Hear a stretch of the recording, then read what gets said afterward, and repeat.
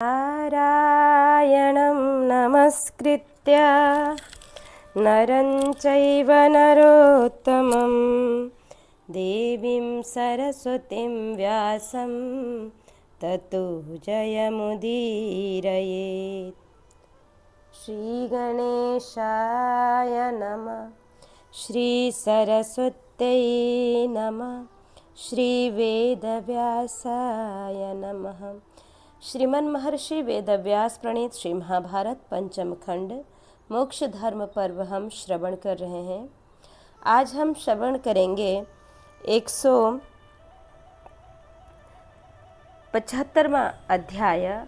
यहाँ अपने कल्याण की इच्छा रखने वाले पुरुष का क्या कर्तव्य है, इस विषय में पिता के प्रति पुत्र द्वारा ज्ञान का उपदेश है। युधिष्ठिर जी ने पूछा, अतिक्रामति कालेऽस्मिन् सर्वभूतक्षयावहे किं श्रेयः प्रतिपद्येत तन्मे ब्रूहि पितामह।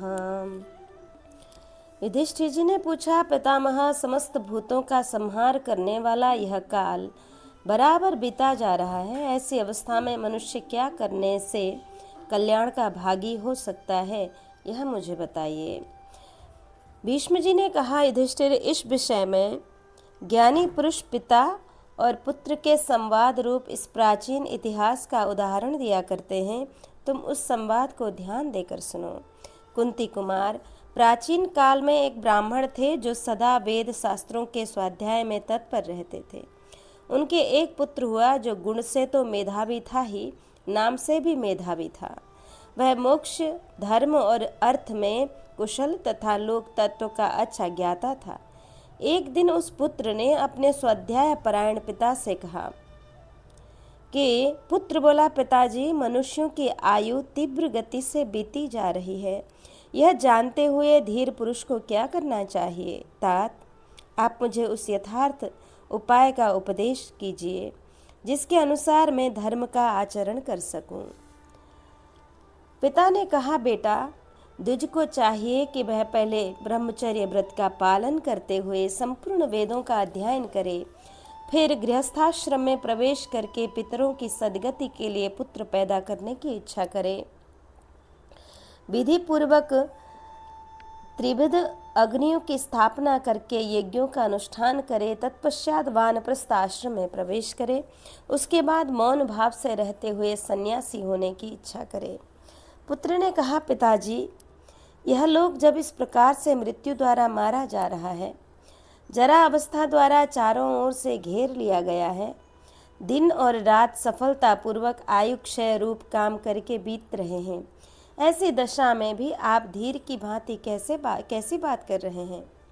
पिता ने पूछा, बेटा, तुम मुझे भयभीत सा क्यों कर रहे हो? बताओ तो सही, यह लोग किसके लिए मारा जा रहा है? किससे मारा जा रहा है? किसने इसे घेर रखा है? और यहाँ कौन से ऐसे व्यक्ति हैं जो सफलतापूर्वक अपना काम करके व्यतीत हो रहे हैं? पुत्र ने कहा, पिताजी, देखिए, यह संपूर्ण जगत मृत्यु के द्वारा मारा जा रहा है। बुढ़ापे ने इसे चारों ओर से घेर लिया है और ये दिन रात ही वे व्यक्ति हैं जो सफलतापूर्वक प्राणियों की आयु का अपहरण स्वरूप अपना काम करके व्यतीत हो रहे हैं। इस बात को आप समझते क्यों नहीं हैं? ये अमोघ रात्रियां नित्य आती हैं और चली जाती हैं। जब मैं इस बात को जानता हूँ कि मृत्यु क्षण भर के लिए भी रुक नहीं सकती और मैं उसके जाल में फंसकर ही विचर रहा हूँ, तब मैं थोड़ी देर भी प्रतीक्षा कैसे कर सकता हूँ? जब जब एक एक रात बीतने के साथ ही आयु बहुत कम होती चली जा रही है, तब छिछले जल में रहने वाली मछली के समान कौन सुख पा सकता है? जिस रात के बीतने पर मनुष्य कोई शुभ कर्म न करे, उस दिन को विद्वान पुरुष व्यर्थ ही गया समझे। मनुष्य की कामनाएं पूरी भी नहीं होने पाती कि मौत उसके पास आ जाती है। जैसे घास चरते हुए भेड़े के पास अचानक व्याघ्री पहुंच जाती है और उसे दबोच कर चल देती है, उसी प्रकार मनुष्य मन मनुष्य का मन जब दूसरी ओर लगा होता है, उसी समय सहसा मृत्यु आ जाती है और उसे लेकर चल देती है। इसलिए जो कल्याणकारी कार्य हो उसे आज ही कर डालिए। आपका यह समय हाथ से निकल न जाए, क्योंकि सारे काम अधूरे ही पड़े रह जाएंगे और मौत आपको खींच ले जाएगी। कल किया जाने वाला काम आज ही पूरा कर लेना चाहिए। जिसे सायंकाल में करना है उसे प्रातः काल में ही कर लेना चाहिए, क्योंकि यह मौत नहीं देखती कि इसका काम अभी पूरा हुआ या नहीं। कौन जानता है कि किसका मृत्यु काल आज ही उपस्थित होगा। संपूर्ण जगत पर प्रभुत्व रखने वाली मृत्यु जब किसी को हर कर ले जाना चाहती है तो उसे पहले से निमंत्रण नहीं भेजती है। जैसे मछुआरे चुपके से आकर मछलियों को पकड़ लेते हैं, उसी प्रकार मृत्यु भी अज्ञात रहकर ही आक्रमण करती है। अतः युवावस्था में ही सबको धर्म का आचरण करना चाहिए, क्योंकि निसंदेह यह जीवन अनित्य है। धर्माचरण करने से इस लोक में मनुष्य की कीर्ति का विस्तार होता है और परलोक में भी उसे सुख मिलता है। जो मनुष्य मोह में डूबा हुआ है वही पुत्र और स्त्री के लिए उद्योग करने लगता है और करने तथा न करने योग्य काम करके इन सब का पालन पोषण करता है। जैसे सोए हुए मृग को बाघ उठा ले जाता है, उसी प्रकार पुत्र और पशुओं से संपन्न एवं उन्हीं में मन को फंसाए रखने वाले मनुष्य को एक दिन मृत्यु आकर उठा ले जाती है।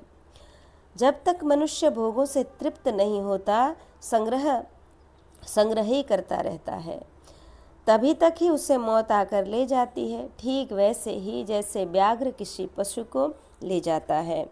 मनुष्य सोचता है कि यह काम पूरा हो गया, यह अभी करना है और यह अधूरा ही पड़ा है।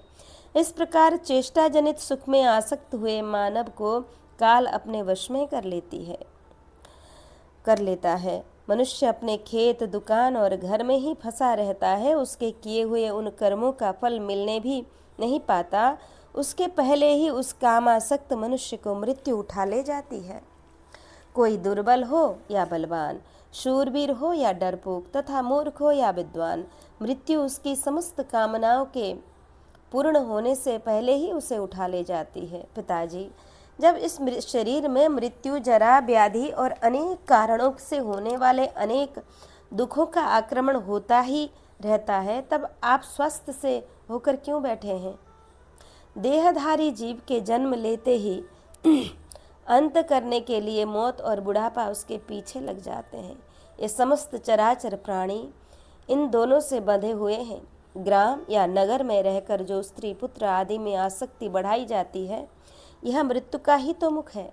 और जो वन का आश्रय लेता है, यह इंद्रिय रूपी गौओं को बांधने के लिए गौशाला के समान है। यही श्रुति का कथन है। ग्राम में रहने पर वहाँ की स्त्री, पुत्र आदि विषयों में जो आसक्ति होती है, यह जीव को बांधने वाली रस्सी के समान है। पुण्यात्मा पुरुष ही इसे काट कर निकल पाते हैं, पापी पुरुष इसे नहीं काट पाते हैं। जो मनुष्य मन, वाणी और शरीर रूपी साधनों द्वारा प्राणियों की हिंसा नहीं करता, उसकी भी जीवन और अर्थ का नाश करने वाले हिंसक प्राणी हिंसा नहीं करते हैं। सत्य के बिना कोई भी मनुष्य सामने आते हुए मृत्यु की सेना का कभी सामना नहीं कर सकता। इसलिए असत्य को त्याग देना चाहिए, क्योंकि अमृत तत्व सत्य में ही है, सत्य में ही स्थित है। अतः मनुष्य को सत्य व्रत का आचरण करना चाहिए। सत्य योग में तत्पर रहना और शास्त्र की बातों को सत्य मानकर श्रद्धा पूर्वक सदा मन और इंद्रियों का संयम करना चाहिए। इस प्रकार सत्य के द्वारा ही मनुष्य मृत्यु पर विजय पा सकता है। अमृत और मृत्यु दोनों इस शरीर में ही स्थित हैं। मनुष्य मोह से मृत्यु को और सत्य से अमृत को प्राप्त होता है। अतः अब मैं हिंसा से दूर रहकर सत्य की खोज करूँगा। काम और क्रोध को हृदय से निकाल कर दुख और सुख में समान भाव रखूँगा तथा सबके लिए कल्याणकारी बनकर देवताओं के समान मृत्यु के भय से मुक्त हो जाऊँगा। मैं निवृत्ति परायण होकर शांतिमय यज्ञ में तत्पर रहूंगा। मन और इंद्रियों को वश में रखकर ब्रह्म यज्ञ वेद शास्त्रों के स्वाध्याय में लग जाऊंगा और मुनि वृत्ति से रहूंगा। उत्तरायण के मार्ग से जाने के लिए मैं जप और स्वाध्याय रूप वाग्यज्ञ, ध्यान रूप मनोयज्ञ और अग्निहोत्र एवं गुरु शुश्रूषा आदि रूप कर्म यज्ञ का अनुष्ठान करूंगा।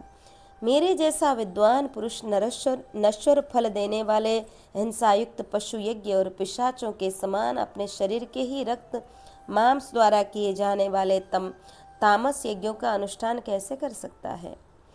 जिसकी वाणी और मन दोनों सदा भलीभांति एकाग्र रहते हैं तथा जो त्याग, तपस्या और सत्य से संपन्न होता है, वह निश्चय ही सब कुछ प्राप्त कर सकता है। संसार में विद्या ज्ञान के समान कोई नेत्र नहीं है, सत्य के समान कोई तप नहीं है, आसक्ति एवं क्रोध के समान कोई दुख नहीं है और त्याग के समान कोई सुख नहीं है।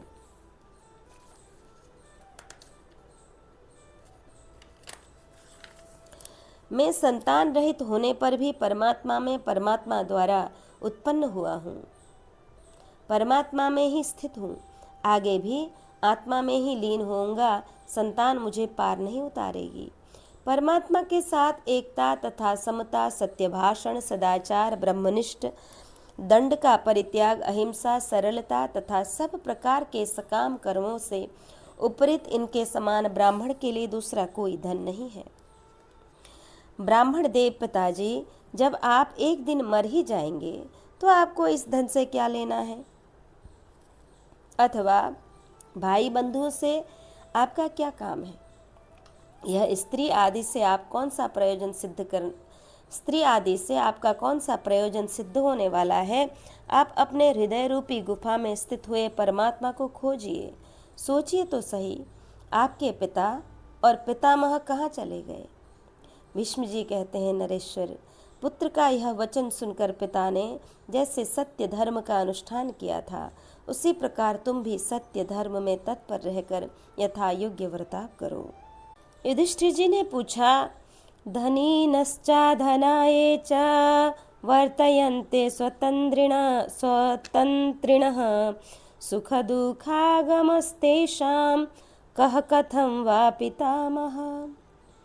कि पितामह धनी और निर्धन दोनों स्वतंत्रता पूर्वक व्यवहार करते हैं, फिर उन्हें किस रूप में और कैसे सुख और दुख की प्राप्ति होती है? भीष्म जी ने कहा, युधिष्ठिर, इस विषय में विद्वान पुरुष इस पुरातन इतिहास का उदाहरण देते हैं, जिसे परम शांत जीवन मुक्त शंपाक ने यहाँ कहा था कि पहले की बात है, फटे पुराने वस्त्रों एवं अपनी दुष्टा स्त्री की और भूख के कारण अत्यंत कष्ट पाने वाले एक त्यागी ब्राह्मण ने, जिसका नाम शंपाक था, मुझसे इस प्रकार कहा, इस संसार में जो भी मनुष्य उत्पन्न होता है, वह धनी हो या निर्धन, उसे जन्म से ही नाना प्रकार के सुख दुख प्राप्त होने लगते हैं। विधाता यदि उसे सुख और दुख इन दोनों में से किसी एक के मार्ग पर ले जाए तो वह न तो सुख पाकर प्रसन्न हो और न दुख में पड़कर परितृप्त हो। तुम जो कामना रहित होकर भी अपने कल्याण का साधन नहीं कर रहे हो और मन को वश में नहीं कर रहे हो, इसका कारण यही है कि तुमने राज्य का बोझ अपने ऊपर उठा रखा है। यदि तुम सब कुछ त्याग कर किसी वस्तु का संग्रह नहीं करोगे तो सर्वत्र विचरते हुए सुख का ही अनुभव करोगे, क्योंकि जो अकिंचन होता है, जिसके पास कुछ नहीं रहता है, वह सुख से सोता और जागता है। संसार में अकिंचनता ही सुख है, वही हितकारक, कल्याणकारी और निरापद है। इस मार्ग में किसी प्रकार के शत्रु का भी खटका नहीं रहता। यह दुर्लभ होने पर भी सुलभ है। मैं तीनों लोकों पर दृष्टि डालकर देखता हूँ तो मुझे अकिंचन, शुद्ध एवं सब ओर से वैराग्य संपन्न पुरुष के समान दूसरा कोई नहीं दिखाई देता है।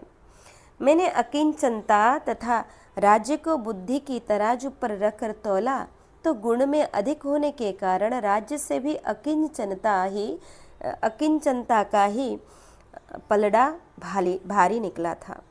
अकिंचनता तथा राज्य में बड़ा भारी अंतर यह है कि धनी राजा सदा इस प्रकार उद्विग्न रहता है मानो मौत के मुख में पड़ा हो, परंतु जो मनुष्य धन को त्याग कर उसकी आसक्ति से मुक्त हो गया है और मन में किसी तरह की कामना नहीं रखता, उस पर न अग्नि का जोर चलता है और न अरिष्टकारी ग्रहों का, न मृत्यु उसका कुछ बिगाड़ सकती है, न डाकू और लुटेरे ही। वह सदा दैव इच्छा के अनुसार विचरता है, बिना बिछोने के भूतल पर सोता है, बाहों की ही तकिया लगाता है और सदा शांत भाव से रहता है। देवता लोग भी उसकी भूरी भूरी प्रशंसा करते हैं। जो धनवान है वह क्रोध और लोभ के आवेश में आकर अपनी विचार शक्ति को खो बैठता है, टेढ़ी आंखों से देखता है, उसका मुंह सूखा रहता है, भौएं चढ़ी होती हैं और वह पाप में ही मग्न रहा करता है। क्रोध के कारण वह होंठ चबाता रहता है और अत्यंत कठोर वचन बोलता है। ऐसा मनुष्य सारी पृथ्वी का राज्य ही दे देना चाहता हो तो भी उसकी ओर कौन देखना चाहेगा। सदा धन संपत्ति का सहवास मूर्ख मनुष्य के चित्त को लुभा कर उसे मोह में ही डाले रहता है। जैसे वायु शरद ऋतु के बादलों को उड़ा ले जाती है, उसी प्रकार वह संपत्ति मनुष्य के मन को हर लेती है। फिर उसके ऊपर रूप का अहंकार और धन का मद सवार हो जाता है और वह ऐसा मानने लगता है कि मैं बड़ा कुलीन हूँ, सिद्ध हूँ, कोई साधारण मनुष्य नहीं हूँ। रूप, धन और कुल, इन तीनों के अभिमान के कारण उसके चित्त में प्रमाद भर जाता है। वह भोगों में आसक्त होकर बाप दादों के जोड़े हुए पैसों को खो बैठता है और दरिद्र होकर दूसरे के धन को हड़प लाना अच्छा मानने लगता है। इस तरह मर्यादा का उल्लंघन करके जब वह इधर उधर से लूट खसोट कर धन ले आता है, तब राजा उसे उसी प्रकार कठोर दंड देकर रोकते हैं जैसे व्याध बाणों से मारकर मृगों की गति रोक देते हैं। इस प्रकार मन को तप्त करने वाले और शरीर के स्पर्श से होने वाले ये नाना प्रकार के दुख मनुष्य को प्राप्त होते हैं। अतः अनित्य शरीरों के साथ सदैव लगे रहने वाले पुत्रैषणा आदि लोक धर्मों की अवहेलना करके अवश्य प्राप्त होने वाले पूर्वोक्त महान दुखों की विचार पूर्वक चिकित्सा करनी चाहिए। कोई मनुष्य त्याग किए बिना सुख नहीं पाता, त्याग किए बिना परमात्मा को नहीं पा सकता और त्याग किए बिना निर्भय सो नहीं सकता। इसलिए तुम भी सब कुछ त्याग कर सुखी हो जाओ। इस प्रकार पूर्व काल में शंपाक नामक ब्राह्मण ने हस्तिनापुर में मुझसे त्याग की महिमा का वर्णन किया था। अतः त्याग ही सबसे श्रेष्ठ माना गया है। यहाँ युधिष्ठिर जी ने पूछा, इह मान समारंभान यदि न साधयद धनम धनतृष्णाभिभूतश्च किम कुर्वं सुखमाप्नुयात्। कि युधिष्ठिर जी ने पूछा, दादाजी, यदि कोई मनुष्य धन की तृष्णा से ग्रस्त होकर तरह तरह के उद्योग करने पर भी धन न पा सके तो वह क्या करे जिससे उसे सुख की प्राप्ति हो सके। भीष्म जी ने कहा, भारत, सब में समता का भाव, व्यर्थ परिश्रम का अभाव, सत्य भाषण, संसार में वैराग्य और कर्माशक्ति का अभाव, ये पांचों जिस मनुष्य में होते हैं वह सुखी होता है। ज्ञान वृद्ध पुरुष इन्हीं पांच वस्तुओं को शांति का कारण बताते हैं। यही स्वर्ग है, यही धर्म है और यही परम उत्तम सुख माना गया है। युधिष्ठिर इस विषय में जानकार पुरुष एक प्राचीन इतिहास का उदाहरण दिया करते हैं। मंकी नामक मुनि ने भोगों से विरक्त होकर जो उद्गार प्रकट किया था वह इस इतिहास में वर्णित है। इसे बताता हूँ, सुनो। मंकी धन के लिए अनेक प्रकार की चेष्टाएं करते थे, परंतु हर बार उनका प्रयत्न व्यर्थ हो जाता था। अंत में जब बहुत थोड़ा धन शेष रह गया तो उसे देखकर उन्होंने 2 नए बछड़े खरीदे। एक दिन उन दोनों बछड़ों को परस्पर जोड़कर वे हल चलाने की शिक्षा देने के लिए ले जा रहे थे। जब वे दोनों बछड़े गांव से बाहर निकले तो बैठे हुए एक ऊंट को बीच में करके सहसा दौड़ पड़े। जब वे उसकी गर्दन के पास पहुंचे तो ऊंट के लिए यह असह्य हो उठा। वह रोष में भरकर खड़ा हो गया और उन दोनों बछड़ों को ऊपर लटकाए बड़े जोर से भागने लगा।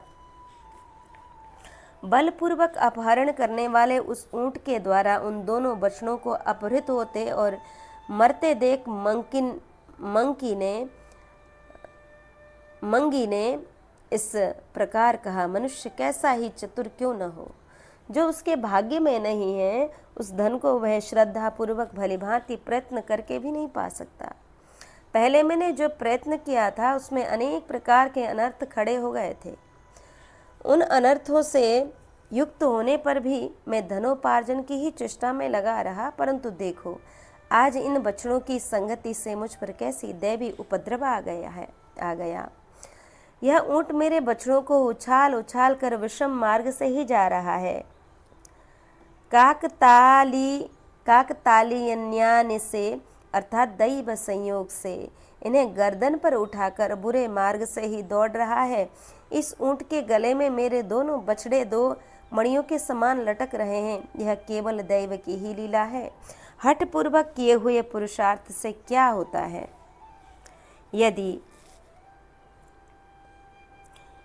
यदि कभी कोई पुरुषार्थ सफल होता दिखाई देता है तो वहाँ भी खोज करने पर दैव का ही सहयोग सिद्ध होता है। यहाँ काकतालीय न्याय का मतलब है कि एक ताड़ के वृक्ष के नीचे एक बटोही बैठा था। उसी वृक्ष के ऊपर एक काक भी आ बैठा। काक के आते ही जो ताड़ का एक पका हुआ फल नीचे गिरा। यद्यपि फल पककर आप ही गिरा था, पर पथिक दोनों बातों को साथ होते देख यही समझ गया कि कौओं के आने से ही ताड़ का फल गिरा है।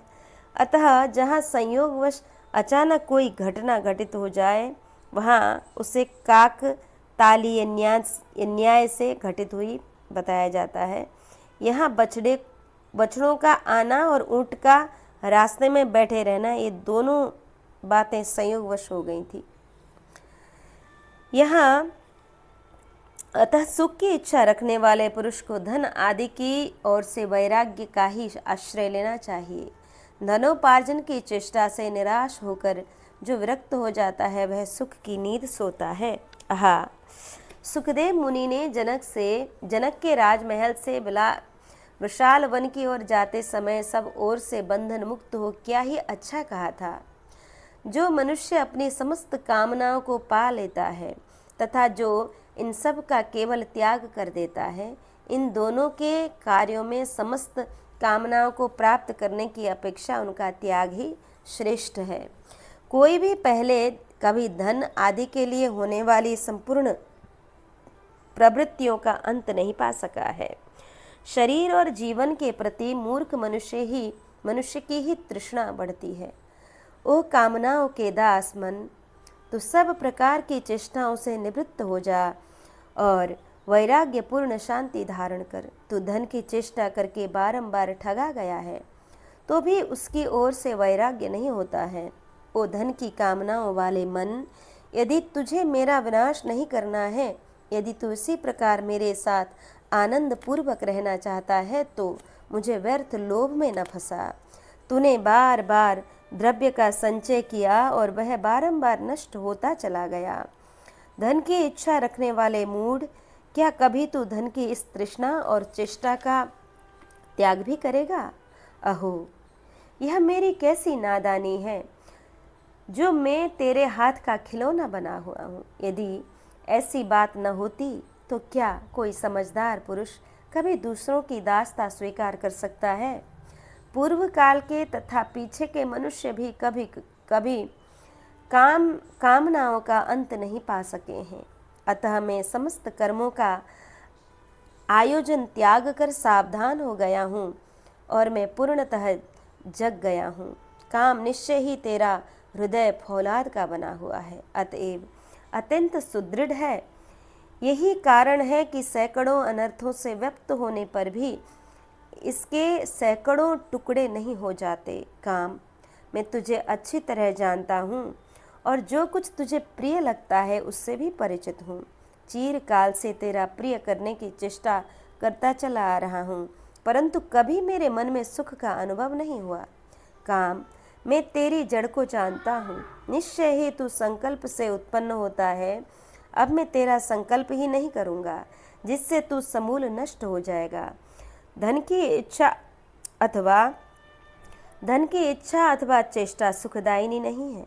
यदि धन मिल भी जाए तो उसकी रक्षा आदि के लिए बड़ी भारी चिंता बढ़ जाती है, और यदि एक बार मिलकर वह नष्ट हो जाए तब तो मृत्यु के समान ही भयंकर कष्ट होता है, और उद्योग करने पर भी धन मिलेगा या नहीं यह निश्चय नहीं होता।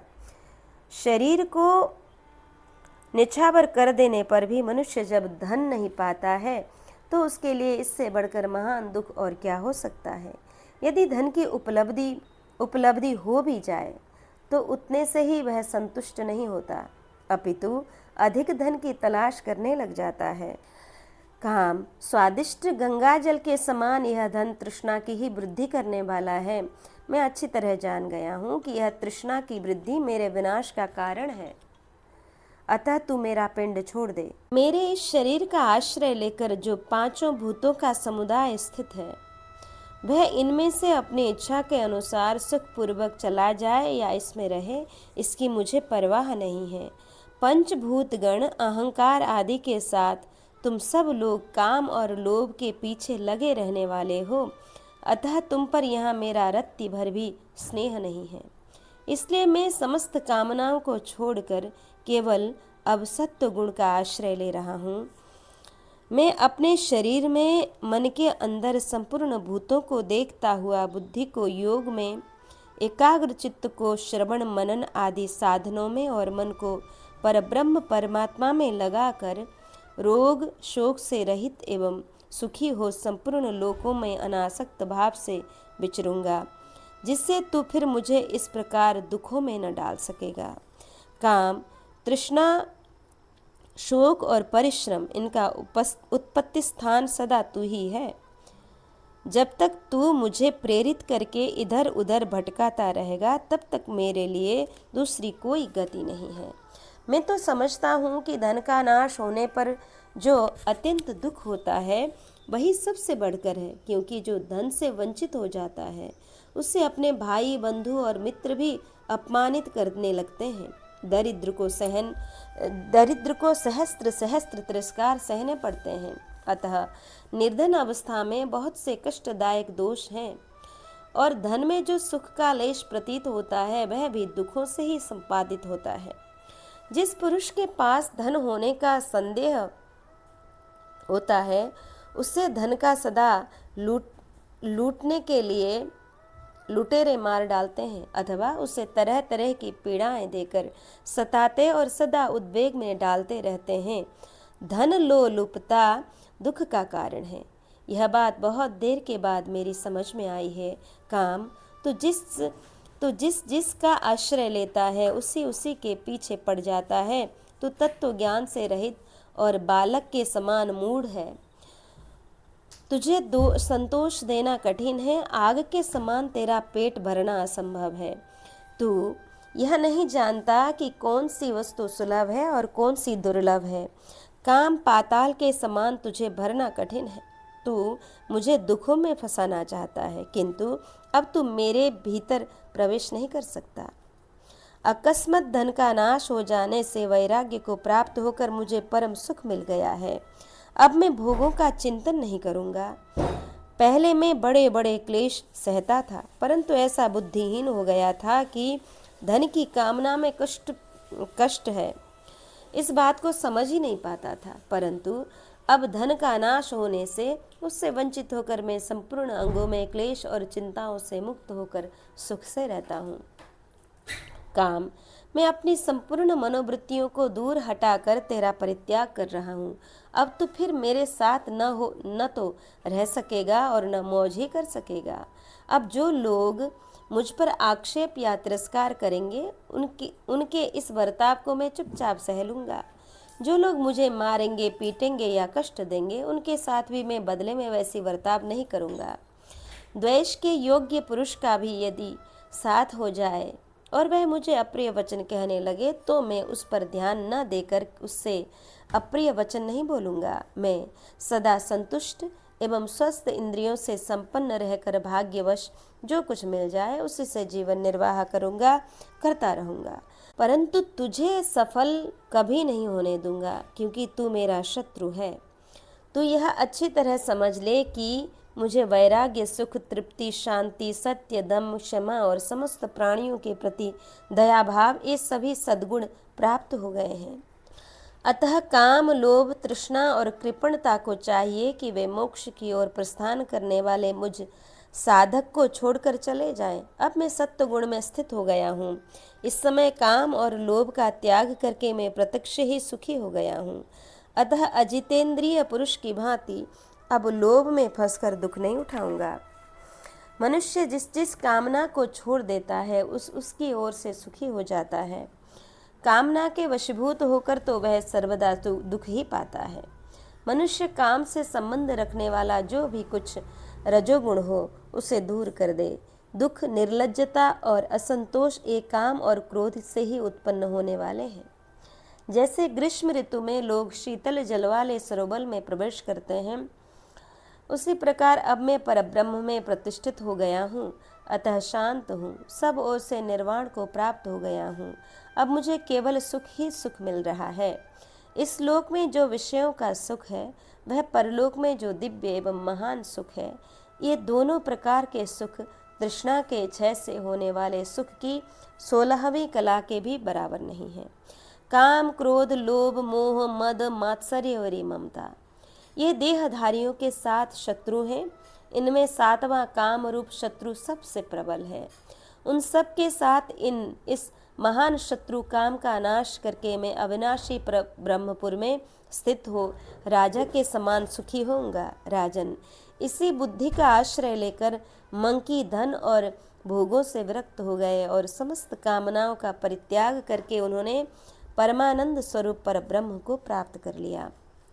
राजन, इसी बुद्धि का आश्रय लेकर मंकी धन और भोगों से विरक्त हो गए और बछड़ों के नाश को निमित्त बनाकर ही मंकी अमृत तत्व को प्राप्त हो गए। उन्होंने काम की जड़ काट डाली, इसलिए महान सुख प्राप्त कर लिया। भीष्म जी कहते हैं कि राजन, इसी विषय में शांत भाव को प्राप्त हुए विदेह राज जनक ने जो उद्गार प्रकट किया था, उस प्राचीन इतिहास का उदाहरण भी दिया जाता है। जनक बोले कि मेरे पास अनंत सा धन वैभव है, फिर भी मेरा कुछ नहीं है। इस मिथिलापुरी में आग लग जाए तो भी मेरा कुछ नहीं चलता। युधिष्ठिर, इसी प्रसंग में वैराग्य को लक्ष्य करके बोध्य मुनि ने जो वचन कहे हैं उन्हें बताता हूँ, सुनो। कहते हैं, किसी समय नहुष नंदन राजा ययाति ने वैराग्य से शांत भाव को प्राप्त हुए शास्त्र के उत्कृष्ट ज्ञान से परितृप्त परम शांत बोध्य ऋषि से पूछा, महाप्राज्ञ, आप मुझे ऐसा उपदेश दीजिए जिससे मुझे शांति मिले। कौन सी ऐसी बुद्धि है जिसका आश्रय लेकर आप शांति और संतोष के साथ विचरते हैं?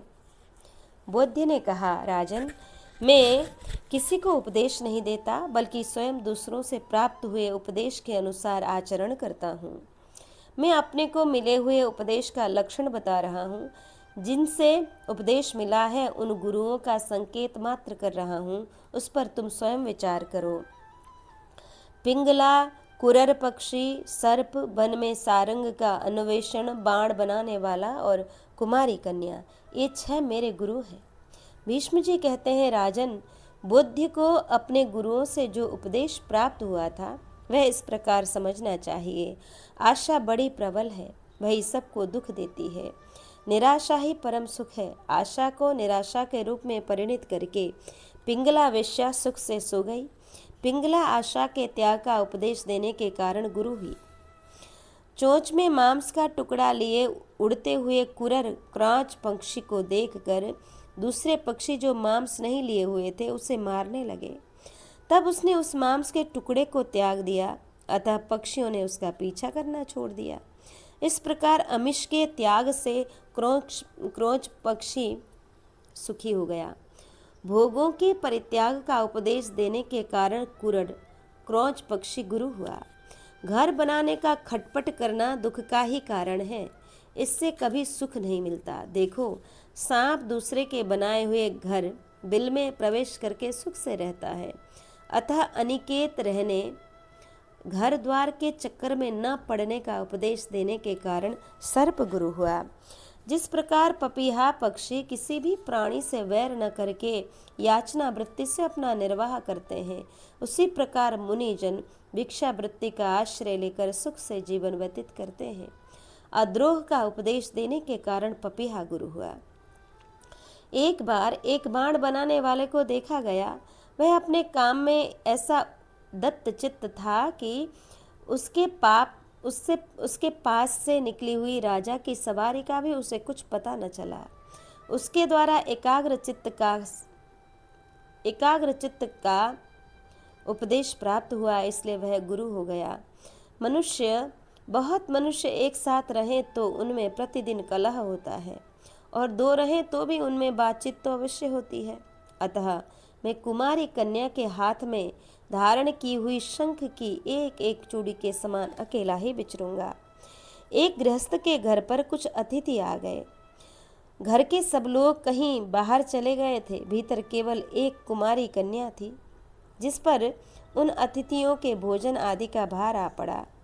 वह उनके निमित्त रसोई बनाने के लिए धान कूटने लगी। उसके हाथों में शंख की बनी हुई कई चूड़ियाँ थीं, जो धान कूटते समय खनखना उठी। अतिथियों को इस बात का पता न चल जाए, इसलिए एक एक करके उसने चूड़ियाँ निकाल ली। दोनों हाथों में केवल एक एक चूड़ी ही शेष रह गई। फिर उसका बजना बंद हो गया। इस तरह एकाकी रहने का उपदेश देने के कारण वह कुमारी कन्या गुरु हुई। यहाँ युधिष्ठिर जी ने पूछा कि केन वृत्तेन वृत्तज्ञा वित्तशोकश्चरेन् महिं किंच कुर्वन्नरो लोके प्राप्नोति गतिमुत्तमम्।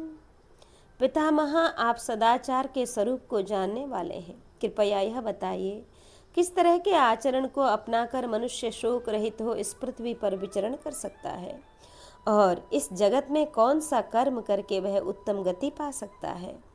भीष्म जी कहते हैं, राजन, इस विषय में भी प्रहलाद तथा अजगर वृत्ति से रहने वाले एक मुनि के संवाद रूप प्राचीन इतिहास का दृष्टांत दिया जाता है।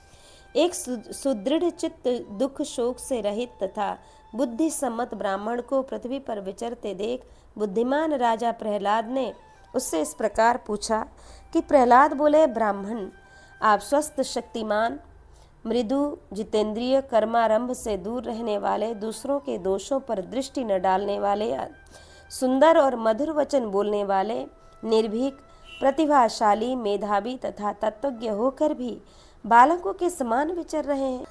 न आपको कोई लाभ चाहते हैं और न हानि होने पर उसके लिए शोक ही करते हैं।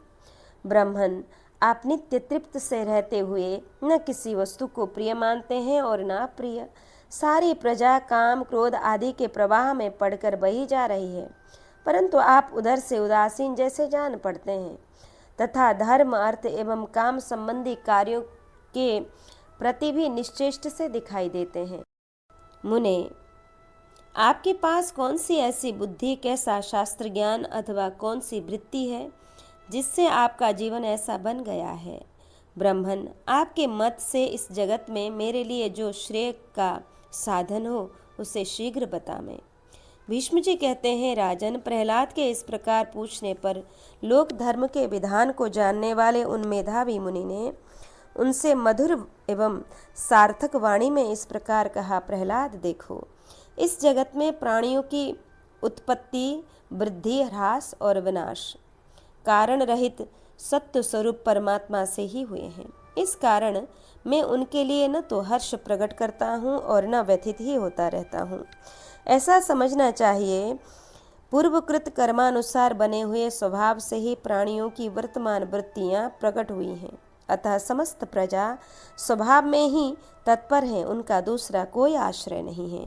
इस रहस्य को समझकर मनुष्य को किसी भी परिस्थिति में संतुष्ट नहीं होना चाहिए। प्रहलाद, देखो, जितने संयोग हैं उनका पर्यवसान वियोग में ही होता है, और जितने संचय हैं उनकी समाप्ति विनाश में ही होती है। यह सब देखकर मैं कहीं भी अपने मन को नहीं लगाता हूँ। जो गुणयुक्त संपूर्ण भूतों को नाशवान देखता है तथा उत्पत्ति और प्रलय के तत्व को जानता है, उनके लिए यहाँ कौन सा कार्य अवशिष्ट रह जाता है। महासागर के जल में पैदा होने वाले विशाल शरीर वाले तिमी आदि मत्स्यों तथा छोटे छोटे कीड़ों का भी बारी बारी से विनाश होता देखता हूँ। असुरराज, पृथ्वी पर भी जितने स्थावर जंगम प्राणी हैं उन सब की मृत्यु मुझे स्पष्ट दिखाई दे रही है। दानव श्रेष्ठ, आकाश में विचरने वाले बलवान पक्षियों के समक्ष भी यथा समय मृत्यु आ पहुँचती है। आकाश में जो जो बड़े ज्योतिर्मय नक्षत्र विचर रहे हैं उन्हें भी मैं यथा समय नीचे गिरते देखता हूँ। इस प्रकार सारे प्राणियों को मैं मृत्यु के पाश में बद्ध देखता हूँ। इसलिए तत्व को जानकर कृतकृत्य हो सबके प्रति समान भाव रखता हुआ सुख से सोता हूँ। यदि दैवेच्छा से अकस्मात अधिक भोजन प्राप्त हो जाए तो मैं बहुत खा लेता हूँ। ग्रास मात्र मिले तो उसी में संतुष्ट रहता हूँ, और न मिला तो बहुत दिनों तक बिना खाए पिए भी सोता रहता हूँ। फिर कितने ही लोग आकर मुझे अनेक गुणों से संपन्न बहुत सा अन्न खिला देते हैं। पुनः कभी बहुत थोड़ा, कभी थोड़े से भी थोड़ा भोजन मिलता है, और कभी वह भी नहीं मिलता। कभी चावल की कनी खाता हूँ, कभी तिल की खली ही खाकर रह जाता हूँ, और कभी अगहनी के चावल का भात भरपेट खाता हूँ। इस प्रकार मुझे बढ़िया घटिया सभी तरह के भोजन बारंबार प्राप्त होते रहते हैं। कभी पलंग पर सोता हूँ, कभी पृथ्वी पर ही पड़ा रहता हूँ, और कभी कभी मुझे महल के भीतर बिछी हुई बहुमूल्य शैया भी उपलब्ध हो जाती है। मैं कभी चिथड़े अथवा बलकल पहनकर रहता हूँ, कभी सन के, कभी रेशम के और कभी मृगचर्म के वस्त्र धारण करता हूँ, तथा कभी किसी काल में बहुत से बहुमूल्य वस्त्रों को भी पहन लेता हूँ। यदि दैववश मुझे कोई धर्मानुकूल भोग्य पदार्थ प्राप्त हो जाए तो मैं उससे द्वेष नहीं रखता हूँ, और प्राप्त न होने पर किसी दुर्लभ भोग की भी कभी इच्छा नहीं करता। मैं सदा पवित्र भाव से रहकर इस अजगर वृत्ति का अनुसरण करता हूँ। यह अत्यंत सुदृढ़, मृत्यु से दूर रखने वाली, कल्याणमय, शोकहीन, शुद्ध, अनुपम और विद्वान के मत के अनुकूल है। मूर्ख मनुष्य न तो इसे मानते हैं और न इसका सेवन ही करते हैं। मेरी बुद्धि अविचल है, मैं अपने धर्म से कभी च्युत नहीं हुआ हूँ। मेरा सांसारिक व्यवहार परिमित हो गया है। मुझे उत्तम और अधम का ज्ञान है। मेरे हृदय में भय, राग, द्वेष, लोभ और मोह दूर हो गए हैं, तथा पवित्र भाव से रहकर इस अजगरोचित व्रत का आचरण करता हूँ। यदि यह अजगर संबंधी व्रत मेरे हृदय को सुख देने वाला है, इसमें भक्ष्य, भोज्य, पेय और फल आदि के मिलने की कोई नियत व्यवस्था नहीं रहती है। अनियत रूप से जो कुछ मिल जाए उसी से निर्वाह करना होता है। इस व्रत में प्रारब्ध के परिणाम के अनुसार देश और काल का विभाग नियत है। विषय लोलुप नीच पुरुष इसका सेवन नहीं करते। मैं पवित्र भाव से इसी व्रत का आचरण करता हूँ। जो यह मिले वह मिले इस प्रकार तृष्णा से दबे रहते हैं, और धन न मिलने के कारण निरंतर विषाद करते हैं। ऐसे लोगों की दशा अच्छी तरह देखकर तात्विक बुद्धि से संपन्न हुआ मैं पवित्र भाव से इस आजगर व्रत का आचरण करता हूँ। मैं बारंबार देखता हूँ कि श्रेष्ठ मनुष्य भी धन के लिए दीन भाव से नीच पुरुष का आश्रय लेते हैं। यह देखकर मेरी रुचि प्रशांत हो गई है, अतः मैं अपने स्वरूप को प्राप्त और सर्वथा शांत हो गया हूँ, और पवित्र भाव से इस आजगर व्रत का आचरण करता हूँ। सुख, दुख, लाभ, हानि, अनुकूल और प्रतिकूल तथा जीवन और मरण, ये सब दैव के अधीन है। इस प्रकार यथार्थ रूप से जानकर मैं शुद्ध भाव से इस आजगर व्रत का आचरण करता हूँ। मेरे भय, राग, मोह और अभिमान नष्ट हो गए हैं। मैं धृति, मति और बुद्धि से संपन्न एवं पूर्णतया शांत हूँ, और प्रारब्धवश स्वतः अपने समीप आई हुई वस्तु का ही उपभोग करने वालों को देखकर मैं पवित्र भाव से इस आजगर व्रत का आचरण करता हूँ। मेरे सोने बैठने का कोई नियत स्थान नहीं है। मैं स्वभावतः दम, नियम, व्रत, सत्य और शौचाचार से संपन्न हूँ। मेरे कर्म फल का संचय का नाश हो चुका है। मैं प्रसन्नता पूर्वक पवित्र भाव से इस आजगर व्रत का आचरण करता हूँ, जिनका परिणाम दुख है। उन इच्छा के विषयभूत समस्त पदार्थों से जो विरक्त हो चुका है, ऐसे आत्मनिष्ठ महापुरुष को देखकर मुझे ज्ञान प्राप्त हो गया है। अतः मैं तृष्णा से व्याकुल असंयत मन को वश में करने के लिए पवित्र भाव से इस आजगर व्रत का आचरण करता हूँ। मन, वाणी और बुद्धि की अपेक्षा करके इनको प्रिय लगने वाले विषय सुखों की दुर्लभता तथा अनित्यता, इन दोनों को देखने वाले की भांति में पवित्र भाव से इस आजगर व्रत का आचरण करता हूँ। अपनी कीर्ति का विस्तार करने वाले विद्वानों और बुद्धिमानों ने अपने और दूसरे के मत से गहन तर्क और वितर्क करके ऐसा करना चाहिए इत्यादि कहकर इस व्रत की अनेक प्रकार से व्याख्या की है। मूर्ख लोग इस अजगर वृत्ति को सुनकर इसे पहाड़ की चोटी से गिरने की भांति भयंकर समझते हैं, परंतु इनकी वह मान्यता भिन्न है। मैं इस अजगर वृत्ति को अज्ञान का नाशक और समस्त दोषों से रहित मानता हूँ। अतः दोष और तृष्णा का त्याग करके मनुष्य में विचरता रहता हूँ। विष्णु जी कहते हैं, राजन, जो महापुरुष राग, भय, लोभ, मोह और क्रोध को त्याग कर इस आजगर व्रत का पालन करता है, वह इस लोक में सानंद विचरण करता है।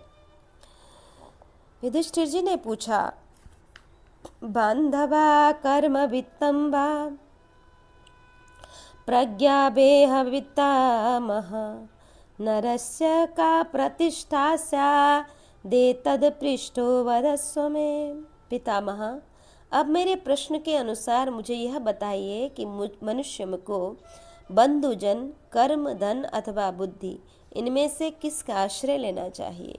भीष्म जी ने कहा, राजन, प्राणियों का प्रधान आश्रय बुद्धि है। बुद्धि ही उनका सबसे बड़ा लाभ है। संसार में बुद्धि ही उनका कल्याण करने वाली है। सत्पुरुषों के मत में बुद्धि ही स्वर्ग है। राजा बलि ने अपना ऐश्वर्य क्षीण और हो जाने पर पुनः उसे बुद्धि बल से ही पाया था। प्रहलाद, नमुची और मंकी ने भी बुद्धि बल से ही अपना अपना अर्थ सिद्ध किया था। संसार में बुद्धि से बढ़कर और क्या है। युधिष्ठिर, इस विषय में विज्ञ पुरुष इंद्र और काश्यप के संवाद रूप प्राचीन इतिहास का उदाहरण दिया करते हैं, उसे सुनो। कहते हैं, पूर्व काल में धन के अभिमान से मतवाले हुए किसी धनी वैश्य ने कठोर व्रत का पालन करने वाले तपस्वी ऋषि कुमार काश्यप को अपने रथ से धक्के देकर गिरा दिया।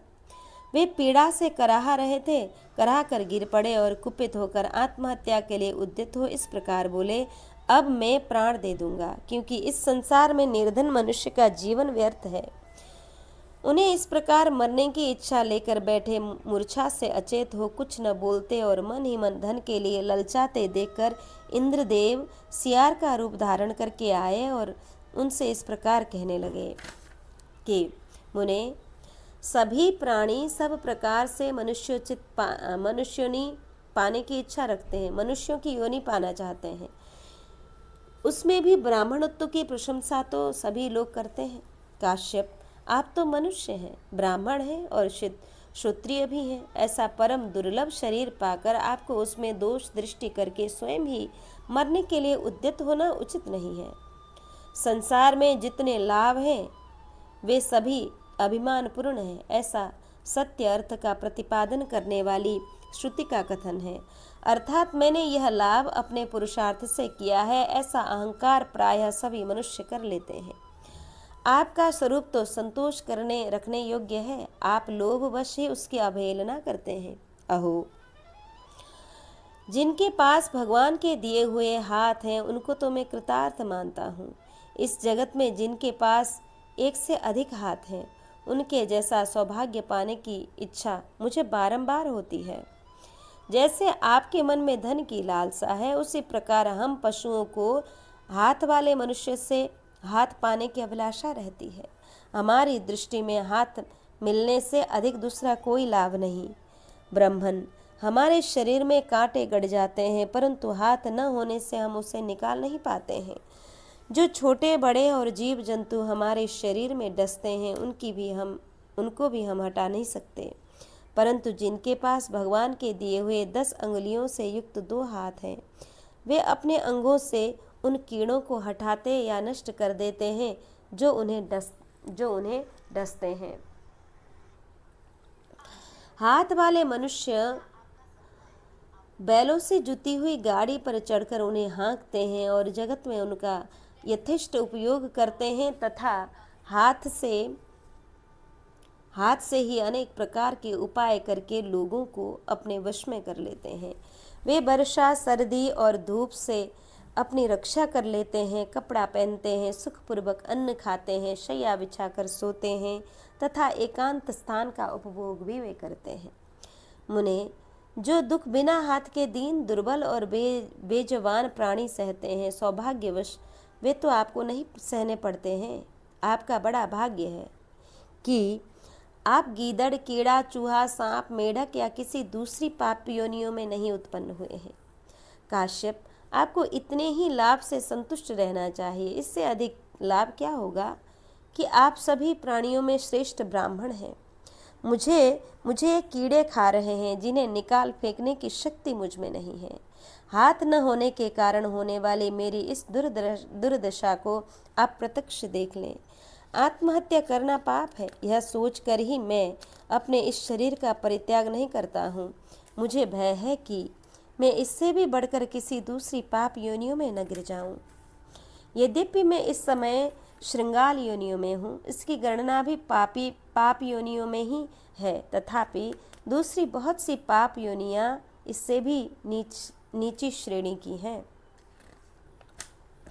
कुछ देवता आदि जाति से ही सुखी हैं, दूसरे पशु आदि जाति से ही अत्यंत दुखी हैं, परंतु मैं कहीं किसी को ऐसा नहीं देखता जिसको सर्वथा सुख ही सुख हो।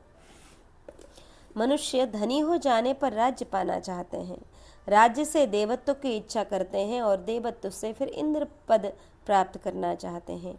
यदि आप धनी हो जाएं तो ब्राह्मण होने के कारण राजा नहीं हो सकते। यदि कदाचित राजा हो जाएं तो देवता भी नहीं हो सकते। देवता और इंद्र का पद भी प्राप्त हो जाए तो भी आप उतने में संतुष्ट नहीं रह सकेंगे। प्रिय वस्तुओं का लाभ होने से कभी तृप्ति नहीं होती। बढ़ती हुई तृष्णा जल से नहीं बुझती। ईंधन पाकर जलने वाली आग के समान वह और भी प्रज्वलित हो जाती है। तुम्हारे भीतर शोक भी है और हर्ष भी, साथ ही सुख और दुख दोनों हैं, फिर शोक करना किस काम का। बुद्धि और इंद्रियां ही समस्त कामनाओं और कर्मों की मूल हैं। उन्हें पिंजड़े में बंद पक्षियों की तरह अपने काबू में रखा जाए तो कोई भय नहीं है। मनुष्य को दूसरे सिर और तीसरे हाथ के कटने का कभी भय नहीं होता, जो वास्तव में है ही नहीं।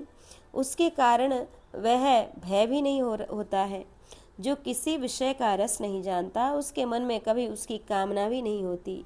स्पर्श से, दर्शन से अथवा श्रवण से भी कामना का उदय होता है।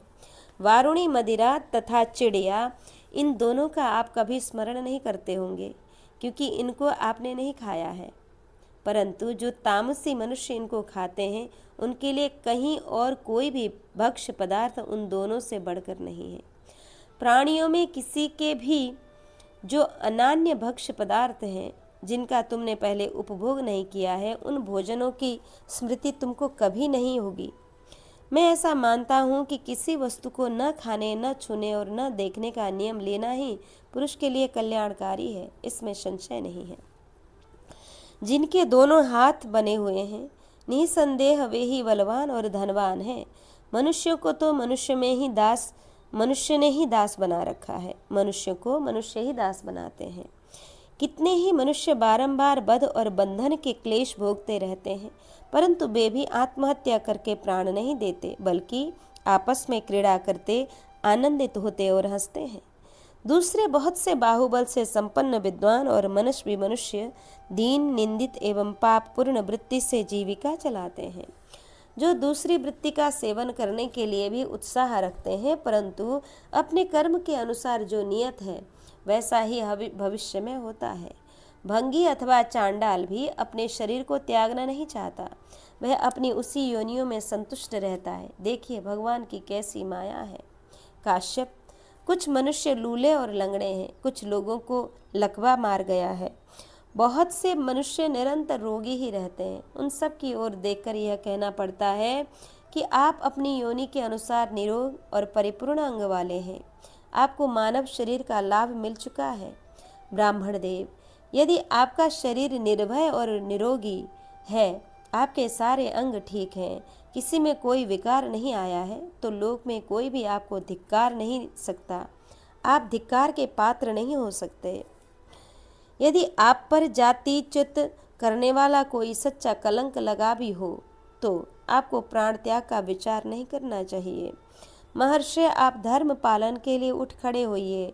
ब्राह्मण, यदि आप मेरी बात सुनेंगे और उस पर श्रद्धा करेंगे तो आपको वेदोक्त धर्म के पालन का ही मुख्य फल प्राप्त होगा। आप सावधान होकर स्वाध्याय, अग्निहोत्र, सत्य, इंद्रिय संयम तथा दान धर्म का पालन कीजिए। किसी के साथ स्पर्धा न कीजिए। जो ब्राह्मण स्वाध्याय में लगे रहते हैं तथा यज्ञ करते और कराते हैं, वे किसी प्रकार की चिंता क्यों करेंगे और कोई आत्महत्या आदि बुरी बात भी क्यों सोचेंगे। वे यदि चाहें तो यज्ञादि के द्वारा विहार करते हुए महान सुख पा सकते हैं। जो उत्तम नक्षत्र, उत्तम तिथि और उत्तम मुहूर्त में पैदा हुए हैं, वे अपनी शक्ति के अनुसार यज्ञ एवं दान करते और न्यायानुकूल संतानोत्पादन की चेष्टा भी करते हैं। दूसरे लोग आश्र नक्षत्र, दूषित तिथि तथा अशुभ मुहूर्त में उत्पन्न होते हैं, वे यज्ञ तथा संतान से रहित होकर आसुरी योनि में पड़ते हैं। पूर्व जन्म में मैं एक पंडित था और कुतर्क का आश्रय लेकर वेदों की निंदा करता था। प्रत्यक्ष के आधार पर अनुमान को प्रधानता देने वाली थोथी तर्क विचार विद्या पर ही उस समय मेरा अधिक अनुराग था। मैं सभाओं में जाकर तर्क और युक्ति की बातें ही अधिक बोलता।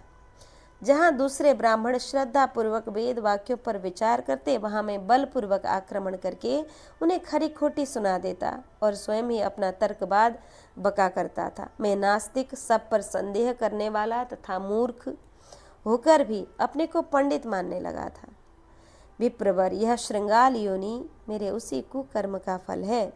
अब मैं सैकड़ों दिन रातों तक साधन करके भी कभी वह उपाय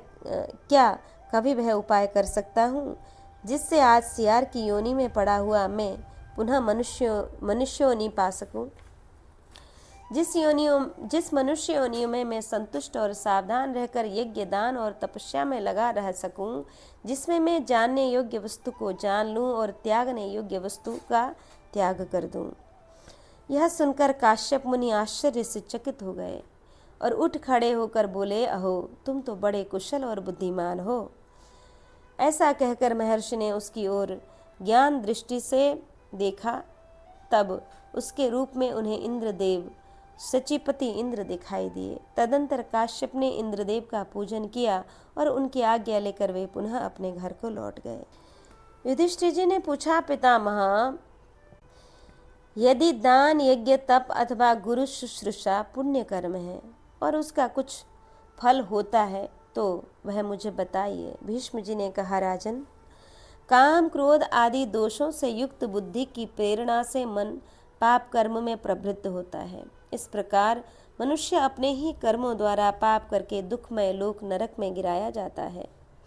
पापाचारी दरिद्र मनुष्य दुर्भिक्ष से दुर्भिक्ष, क्लेश से क्लेश और भय से भय पाते हुए मरे हुओं से भी अधिक मृतक तुल्य हो जाते हैं। जो श्रद्धालु, जितेंद्रिय, धन संपन्न तथा शुभ कर्म परायण होते हैं, वे उत्सव को, स्वर्ग से अधिक स्वर्ग को तथा सुख से अधिक सुख को प्राप्त करते हैं। नास्तिक मनुष्य के हाथ में हथकड़ी डालकर राजा उन्हें राज्य से दूर निकाल देता है और वे उन जंजालों में चले जाते हैं, जैसे मतवाले हाथियों के कारण दुर्गम तथा सर्प और चोर आदि के भय से भरे हुए होते हैं। इससे बढ़कर उन्हें और क्या दंड मिल सकता है। जिन्हें देव पूजा और अतिथि सत्कार प्रिय है, जो उदार हैं तथा श्रेष्ठ पुरुष जिन्हें अच्छे लगते हैं, वे पुण्यात्मा मनुष्य अपने दाहिने हाथ के समान मंगलकारी एवं मन को वश में रखने वाले योगियों को ही प्राप्त होने योग्य मार्ग पर आरूढ़ होते हैं। जिनका उद्देश्य धर्म नहीं है, ऐसे मनुष्य मानव समाज के भीतर वैसे ही समझे जाते हैं जैसे धान में थोथा पौधा और पंख वाले जीवों में मच्छर। जिस जिस मनुष्य ने जैसा कर्म किया है, वह उसी के पीछे लगा रहता है। यदि कर्ता पुरुष शीघ्रता पूर्वक दौड़ता है, तो वह भी उतनी ही तेजी के साथ उसके पीछे जाता है। जब वह सोता है, तो उसका कर्म फल भी उसके साथ ही सो जाता है। जब वह खड़ा होता है, तो वह भी पास ही खड़ा रहता है, और जब मनुष्य चलता है, तो उसके पीछे पीछे वह भी चलने लगता है। इतना ही नहीं, कोई कार्य करते समय भी कर्म संस्कार उसका साथ नहीं छोड़ता, सदा छाया के समान पीछे लगा रहता है। जिस जिस मनुष्य ने अपने अपने पूर्व जन्मों में जैसे जैसे कर्म किए हैं, वह अपने ही किए हुए उन कर्मों का फल सदा अकेला ही भोगता है। अपने अपने कर्म का फल एक धरोहर के समान है, जो कर्म जनित अदृष्ट के द्वारा सुरक्षित रहता है। उपयुक्त अवसर आने पर यह काल इस कर्म फल को प्राणी समुदाय के पास खींच लाता है। जैसे फूल और फल किसी की प्रेरणा के बिना ही अपने समय पर वृक्ष में लग जाते हैं, उसी प्रकार पहले के किए हुए कर्म भी अपने फल भोग के समय का उल्लंघन नहीं करते। सम्मान अपमान लाभ हानि तथा उन्नति अवनति ये पूर्व जन्म के कर्मों के अनुसार बारंबार प्राप्त होते हैं और प्रारब्ध भोग के पश्चात निवृत्त हो जाते हैं। दुख अपने ही किए हुए कर्मों का फल है और सुख भी अपने ही पूर्वकृत कर्मों का परिणाम है। जीव माता की गर्भाशय्या में आते ही पूर्व शरीर द्वारा उपार्जित सुख दुख का उपभोग करने लगता है। कोई बालक हो, तरुण हो या बूढ़ा हो, वह जो भी शुभाशुभ कर्म करता है, दूसरे जन्म में उसी अवस्था में उस कर्म का फल उसे प्राप्त होता है। जैसे बछड़ा हजारों गौओं में से अपनी माँ को पहचान कर उसे पा लेता है, वैसे ही पहले का किया हुआ कर्म भी अपने कर्ता के पास पहुँच ही जाता है। जैसे पहले के क्षार आदि में भिगोया हुआ कपड़ा पीछे धोने से साफ हो जाता है, उसी प्रकार जो उपवास पूर्वक तपस्या करते हैं, उन्हें कभी समाप्त न होने वाला महान सुख मिलता है। तपोवन में रहकर की हुई दीर्घ काल तक की तपस्या से तथा धर्म से जिनके सारे पाप धुल गए हैं, उनके संपूर्ण मनोरथ सफल हो जाते हैं। जैसे आकाश में पक्षियों के और जल में मछलियों के चरण चिन्ह दिखाई नहीं देते, उसी प्रकार ज्ञानियों की गति का पता नहीं चलता। दूसरों को उलाहना देने तथा लोगों के अन्यान्य अपराधों की चर्चा करने से कोई प्रयोजन नहीं है। जो काम सुंदर अनुकूल और अपने लिए हितकर जान पड़े, वही कर्म करना चाहिए। इस प्रकार श्री महाभारत शांति पर्व के अंतर्गत मोक्ष धर्म पर्व में 121वां अध्याय यहाँ पूर्ण हुआ। आज के पारायण को श्री ठाकुर चरण कमल में अर्पित करके हम यहाँ विश्राम लेंगे। कृष्णाय वासुदेवाय हरये परमात्मने प्रणतक्लेशनाशाय श्रीकृष्णाय वयं नमः।